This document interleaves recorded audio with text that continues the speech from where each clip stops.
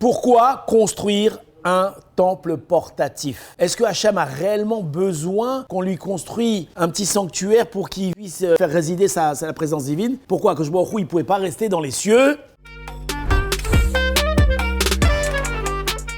Alors, dans notre paracha, on voit que Hachem va ordonner au peuple juif de construire le Mishkan. Maintenant, le Mishkan, c'était quoi? C'était un petit temple portatif qui était placé en plein milieu du camp. Il y avait donc toutes les tribus et il y avait le Mishkan qui était en plein milieu. Plus tard, on construira à Jérusalem, sur la même échelle, le temple de Jérusalem. Maintenant, pourquoi est-ce que Akadosh Baruch Hu ordonne de construire un Mishkan? Pourquoi ne pas rester, on va dire, dans l'espace? Pourquoi Hachem a voulu absolument venir résider parmi nous? Alors, en réalité, cette idée-là, elle a été déjà développée avec Yaakov. Yaakov, lorsqu'il était allongé, il a fait le fameux rêve. Vous vous rappelez le fameux rêve où il a vu les anges monter et descendre sur l'échelle. Et en descendant, qu'est-ce qu'il a fait? Il a appelé l'endroit, il l'a appelé Bethel. C'est quoi Bethel? La maison de Dieu. Qu'est-ce qu'il a voulu exprimer? Il dit qu'en réalité, Akadosh Baruch Hu ne doit pas rester pour nous une entité divine, infinie, inconnue et inaccessible. Akadosh Baruch Hu, Beth-El, il est dans ta maison, il est parmi toi. Et c'est ça que je vois il a voulu exprimer. Fais-moi un Mishkan pour que je réside parmi toi. Et c'est parmi toi, dans ta maison, que c'est là-bas que tu vas me découvrir. Il y avait un grand personnage qui s'appelait Elkana. Elkana, c'était le père de Shmuel Hanavi. Là-bas, le Midrash, il nous dit qu'avant de devenir le grand personnage de la génération, Elkana, il est devenu grand dans sa maison, grand dans sa ville, grand dans son pays. Et après, il est devenu le Gdolador. Qu'est-ce qu'on explique par là? Il dit que Elkana, avant tout, il a découvert Akadosh Baruch Hu